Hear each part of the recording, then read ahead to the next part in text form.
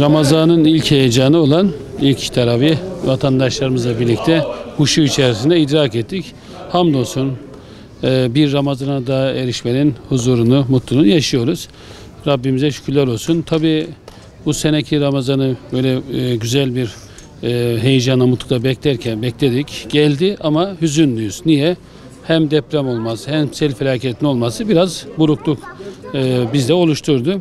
Ama hamdolsun inşallah bu Ramazan'ın manevi iklimi, atmosferi bu kasveti, bu kasaveti, bu hüznü inşallah ortadan kaldıracak. Ramazan ayı biliyorsun birlik ayıdır, beraberlik ayıdır, rahmet ayıdır, dayanışmadır, yardımlaşmadır.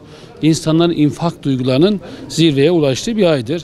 İnsani duygularında en çok arttığı aydır. Urfa'da ilk bizim Ramazanımız olacak.